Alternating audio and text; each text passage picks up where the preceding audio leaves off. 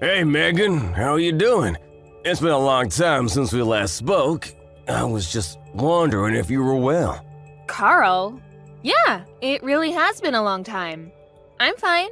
I'm doing much better without you. So, what do you want? You've got a lot of nerve talking to me after everything you did. It's already been months since you left, and you suddenly want to have a chat? Just to let you know, I'm not interested in catching up or making up with you. I just want to know how you've been recently, that's all. You don't have to be so defensive. You must be feeling lonely living all by yourself in that house without me, right? You can't have completely forgotten about me already. Lonely? That's a great joke. I stopped feeling lonely 3 seconds after you walked out the door. Honestly, I felt more angry and sad. But it's already been months. I'm not sad about you anymore. I'm disappointed and still angry enough to not want to have anything to do with you, but otherwise, I'm doing really well. I'm grateful to our lawyers that our divorce went so smoothly and that it was all over so quickly. Thanks to that, I didn't have to meet you in court as often as I expected. Alright, I'm kinda shocked. I thought that you would still feel something for me. I mean, it's only been 6 months, you know? You can't have gotten over me that quickly, can you? I kinda feel like we've really grown apart. I feel like there's a massive distance between us now. We used to be husband and wife, and we were in love. And we lived together, ate dinner together. But look at us now. We're so far apart. Huh? What's your point, Carl? I told you that I'm not interested in talking to you. That includes getting nostalgic about how things used to be. And what do you expect? I don't know where you're living right now, but of course we're far apart, physically and emotionally.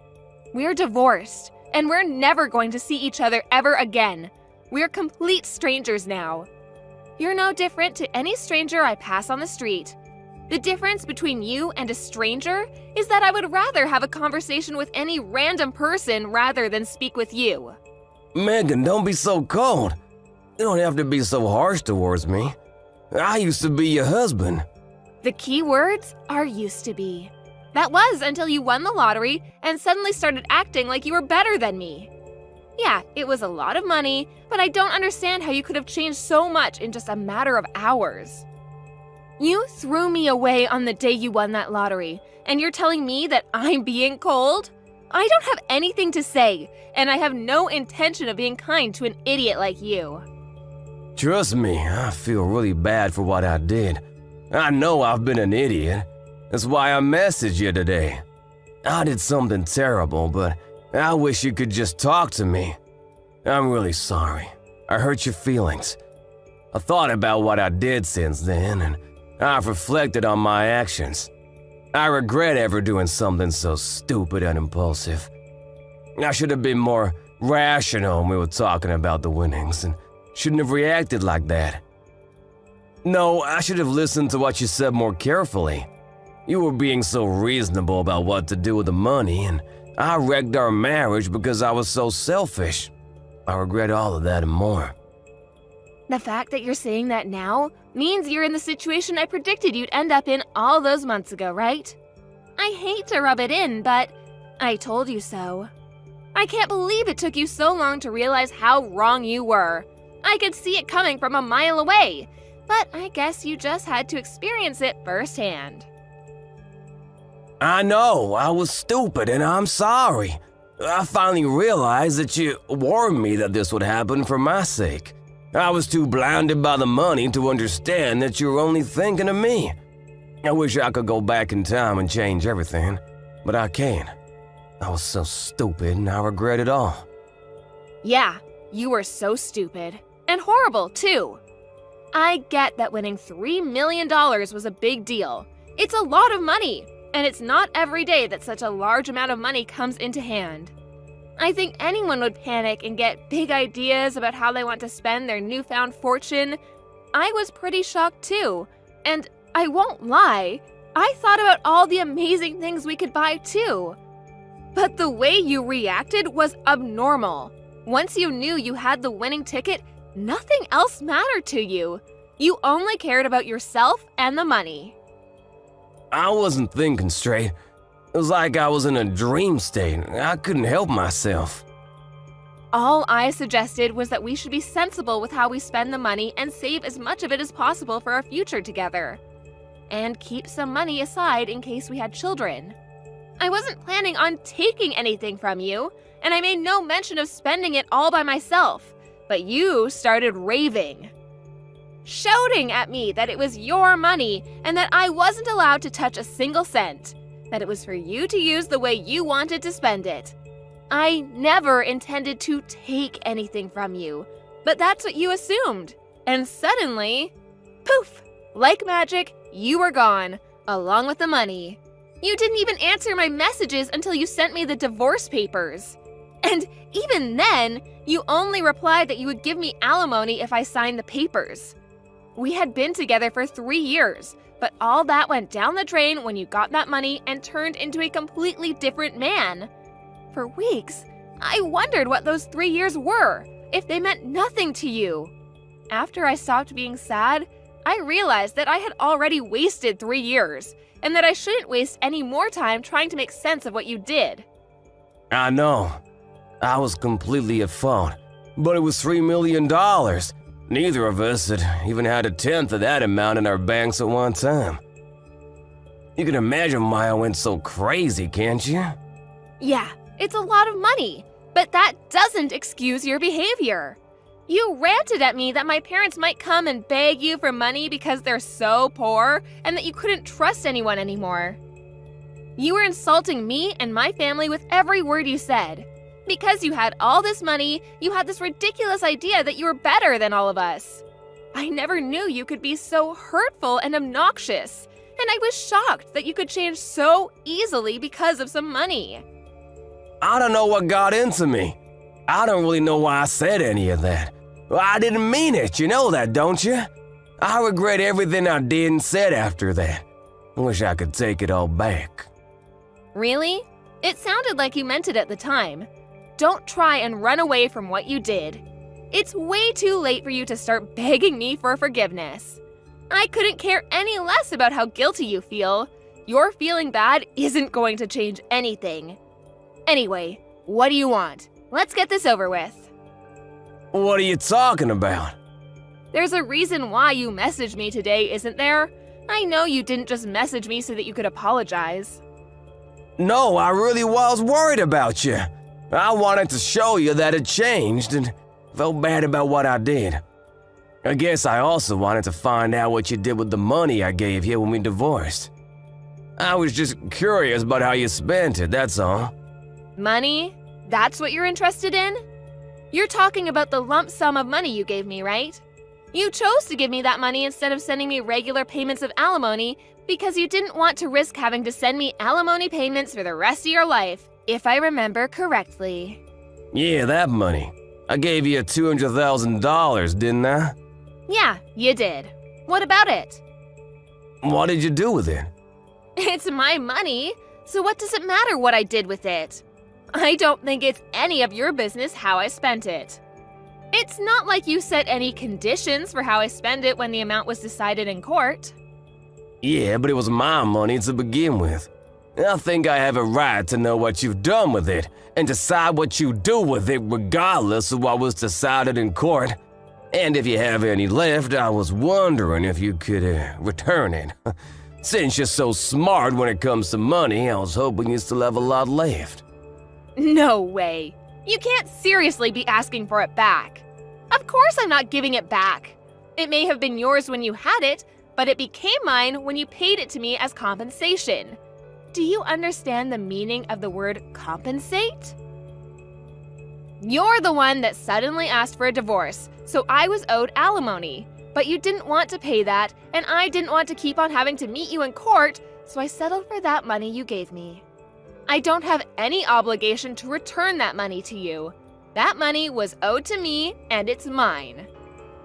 Yeah, it was compensation, but I only gave you a lot of money because I had a lot of my own money at the time.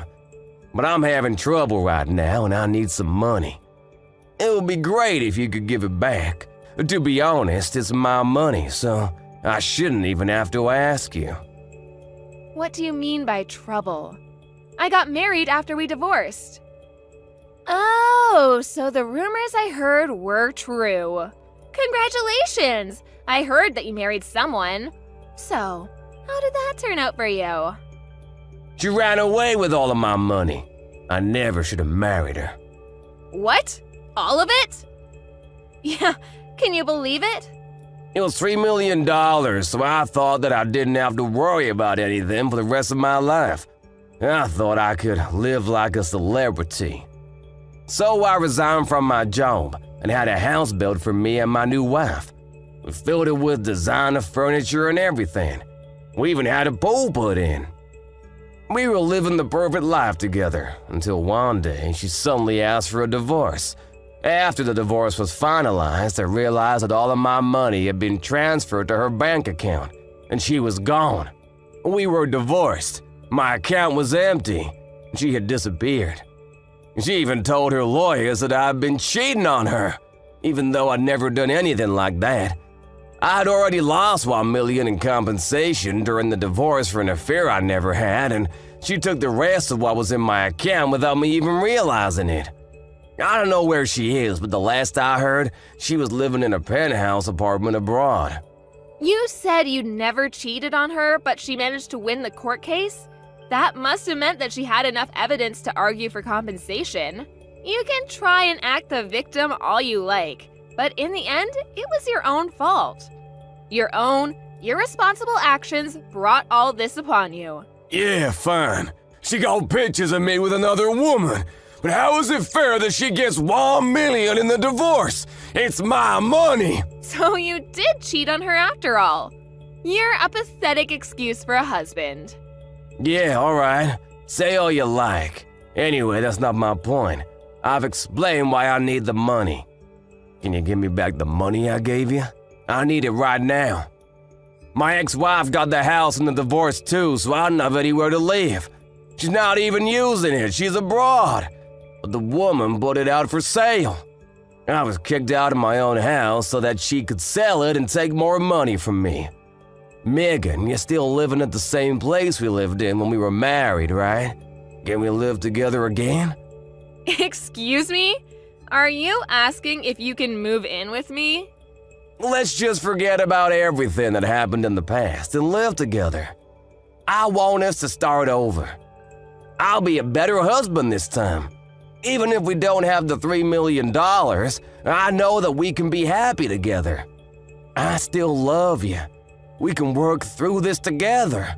I swear I'll make you happy this time. No way. You must be out of your mind. It's disgusting how you think you can slither your way back into my life again. We're over, and we're never getting back together. Ever. The divorce was finalized, and I'm free of you. I don't have anything else to say to you. Plus, I've already moved out of that house and sold it.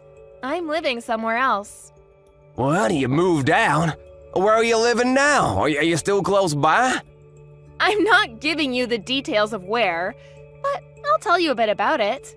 Thanks to the compensation I got from you, I was able to buy some pretty reasonable shares. I had to be patient, but it went really well. I managed to earn a profit from it. You bought shares? I never knew that you knew how to do that kind of stuff. Why didn't you tell me when I had the $3 million? We could have made an even bigger fortune. Don't be stupid, Carl. It was beginner's luck. And of course, I didn't put the entire $200,000 you gave me into buying shares. I invested a reasonable amount and got lucky. Once I made a decent profit, I backed out and put all the money I made into a savings account. Right now, I'm working full-time and using the money I've saved up to live a little more luxuriously. I buy organic and I spend money on the things I love and enjoy. But I still have money saved for a rainy day.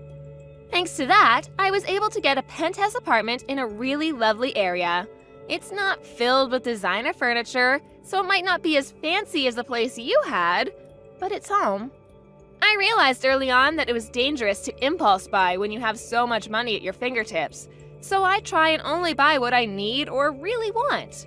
I'm doing really well at work too, so everything's going perfectly. Smooth sailing. I was being serious when I said I was doing better without you. Honestly, I'm grateful that you won that lottery, and I'm glad you told me you wanted a divorce when you did. If you hadn't, I would have been stuck with you. You living in a penthouse apartment too? You're kidding! I never imagined that you would end up being so successful. It's only been 6 months since we divorced. But that's my money you're standing on. You and my other exes, you're both living in luxury thanks to me. It's money we were owed. I don't know what to say about that money she took from your account, except maybe that it was just karma coming around to bite you in the ass. By the way, how much money do you have saved right now? About $200? You can't be serious. You're turning 36 this year, aren't you? You don't have a place to live, you're unemployed, and you only have $200 saved? I would sympathize, but I know that it's all your own fault. What are you planning to do from now on? I was just kicked out of my own house last week. I haven't been able to find a job yet. I thought that I could sell the house, but my other ex got it in the divorce, so I don't have anything worth selling. I already failed one job interview, and I didn't know what else to do, so I decided to message you, hoping that you could help me. What about your parents? Why don't you ask them to let you stay with them while you find a place of your own? And a job. Some idiots in my parents' neighborhood found out that I won $3 million and started harassing my parents. Most of it was really childish, you know, throwing toilet paper around, but they were getting death threats in the mail and stuff too. Some magazines were asking for interviews non-stop. My parents ended up moving away and they cut ties with me. I need your help, Megan. I don't have anyone else. You're the idiot, Carl. That's the main reason why I warned you about bragging about your win to everyone. Just because you won $3 million doesn't make you better than everyone else. I told you that you shouldn't get carried away, didn't I? But you didn't listen, and you lost a lot of friends and made a lot of enemies in the process. I know, I regret a lot of what I did. I regret not listening to you the most, because none of this would have happened if I just did as you said. That's why I want to get back together again. I need you to keep me in check. Sorry, Carl, but I'm not interested in being your babysitter. We're never getting back together. There's not even a 1% chance of it happening. Why not? I'm not asking you to be my babysitter. I want us to be husband and wife again. We didn't get divorced because we stopped loving each other. You still love me, don't you? We can get back together again. You must be joking. You're the only one that thinks we still have a chance. I don't know whether you do actually still have any feelings for me, or if you're just saying all this because you want money. But either way, it doesn't change how I feel about you. The second you said you wanted a divorce, I hated you from the bottom of my heart. You chose your money over me. You made that really clear during the divorce. Now, I'm indifferent. I couldn't care less about what happens to you. Don't say that. That hurts more than being told you hate me. Please, I'm begging you for help. Could you at least have some pity for me? I need your help. We used to be married, remember? We spent 3 years living in the same house. We can forget about everything and start new together. No thanks. You're the one that asked for a divorce despite the 3 years we spent together. So don't bring it up as a reason to get back together. Then could you at least lend me some money? That's all I asked for. You said you've got money saved up. You can spare some, can't you? You made that money because of the money I gave you. You owe me. Come on, I don't even have a place to live. I'm begging you, Megan, help me out. I don't have anyone else to turn to. I don't have any obligation to help you. You won $3 million and you told me that you didn't trust me with your money, saying that I might waste it all on shopping sprees. Only God knows where you got the idea that I would do that. You said you wanted to spend it how you liked and demanded I sign the divorce papers. And you left, taking all your money with you. Well, I'm telling you now that I'm free to spend the money I have however I like. including the money I got as compensation. I don't have a single cent to give you. Then what am I supposed to do? The reason why you have so much money right now is because of the money I gave you. Don't you feel any gratitude towards me? You could at least give something back as thanks. It's not fair that you're living in a penthouse apartment and have money saved and still have a job.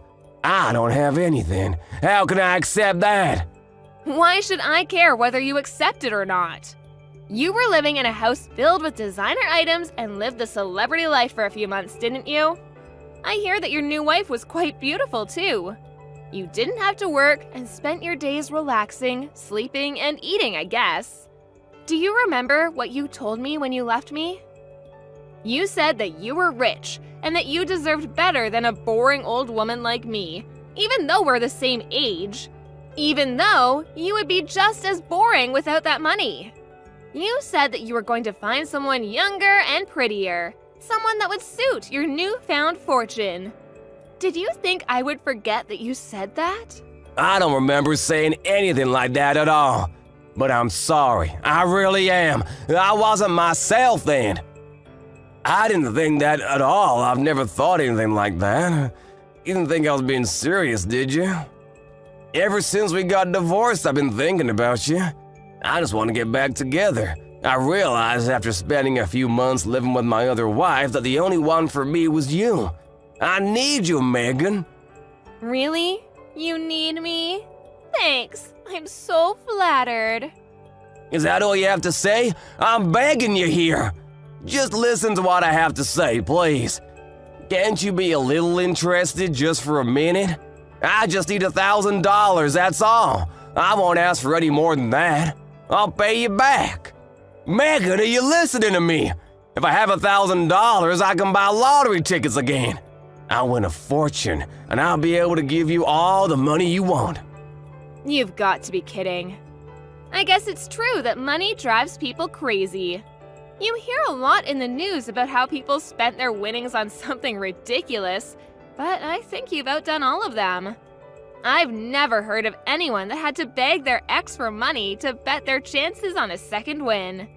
If you think that's the way out of your problems, then there's no helping you. What do you mean there's no helping me? You can help me. I just need money. We can fix everything if we get back together and help each other through this. I want to start over with you. I love you. Don't you love me back? Don't you feel sorry for me? You don't love me. You just love that I have something you don't. My money. And I don't need anything to be fixed. My life is great as it is now. It's not perfect yet, but you're not the one that will make it perfect. You need to learn to fix your behavior and fix your problems yourself. Don't bother me anymore. I do love you. I only have you. Give me back my money.